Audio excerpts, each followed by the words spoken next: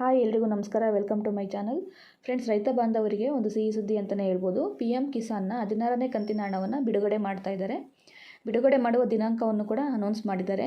ಯಾರೆಲ್ಲ PM ಕಿಸಾನ್ ಸಮ್ಮಾನ್ ನಿಧಿ ಯೋಜನೆಯಡಿ 2000ವನ್ನು ಪಡ್ಕೋತಾ ಇದ್ರಿ ಅವರಿಗೆ 16ನೇ ಕಂತಿನ ಹಣವನ್ನು ಜಮಾ ಮಾಡೋದಕ್ಕೆ ಒಂದು ದಿನಾಂಕವನ್ನು ಕೊಟ್ಟಿದ್ದಾರೆ.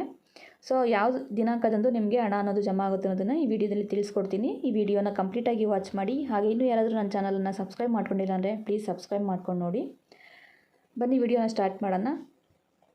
ಫ್ರೆಂಡ್ಸ್, ಯಾರೆಲ್ಲ PM ಕಿಸಾನ್ ಸಮ್ಮಾನ್ ನಿಧಿ ಯೋಜನೆಯಡಿ 2000 ರೂಪಾಯಿಯನ್ನು ಪಡ್ಕೋತಾ ಇದ್ದರೆ ಅವರಿಗೆ 16ನೇ ಕಂತಿನ ಹಣವನ್ನು ರಿಲೀಸ್ ಮಾಡಿದ್ದಾರೆ. ಆ ಹಣವನ್ನು ಇದೇ ತಿಂಗಳು ಅಂದರೆ ಫೆಬ್ರವರಿ 28ನೇ ತಾರೀಕು ರಿಲೀಸ್ ಮಾಡ್ತಾ ಇದ್ದಾರೆ. ನಿಮಗೆ ಫೆಬ್ರವರಿ 28ನೇ ತಾರೀಕು ಹಣವನ್ನು ರಿಲೀಸ್ ಮಾಡಿದ್ರೆ ನಿಮಗೆ ಸಂಜೆ ನಿಮ್ಮ ಅಕೌಂಟ್ಗೆ ಹಣ ಅನ್ನೋದು ಬಂದಿರುತ್ತೆ. ನೀವು ಅಕೌಂಟನ್ನು ಚೆಕ್ ಮಾಡಿಸಿ ಒಂದ್ಸರಿ. 28ನೇ ತಾರೀಕು ಫೆಬ್ರವರಿ. ನೀವು ಬೇಕಂದರೆ ವೆಬ್ಸೈಟ್ಗೆ ಹೋಗಿ ಚೆಕ್ ಮಾಡ್ಬೋದು. ನಿಮಗೆ ಲಿಂಕ್ ಬೇಕು ಅಂತಂದರೆ ನಾನು ಡಿಸ್ಕ್ರಿಪ್ಷನಲ್ಲಿ ಕೊಟ್ಟಿರ್ತೀನಿ. ನೀವು ಆ ವೆಬ್ಸೈಟ್ಗೆ ವಿಸಿಟ್ ಮಾಡಿ ನೀವು ಆ ಡೇಟನ್ನು ಚೆಕ್ ಮಾಡಿ ನೋಡಿ. ಇಲ್ಲೇ ವೆಬ್ಸೈಟಲ್ಲಿ ತೋರಿಸ್ತಾ ಇದೆ 28 ಫೆಬ್ರವರಿ ಅಂತ ಹೇಳಿ.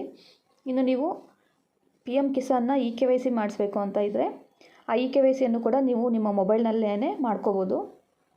ಅದಕ್ಕೂ ಕೂಡ ಆಪ್ಷನ್ ಕೊಟ್ಟಿದ್ದಾರೆ. ನೀವು EKYCಯನ್ನು ಮಾಡ್ಕೋಬೇಕು ಅಂದರೆ ಇಲ್ಲಿ ಕೆಳಗಡೆ ಸೆಕೆಂಡ್ ಒಂದು ಆಪ್ಷನ್ ಇದೆಯಲ್ಲ EKYC ಅಂತ, ಅದ್ರ ಮೇಲೆ ಕ್ಲಿಕ್ ಮಾಡ್ಕೊಳ್ಳಿ.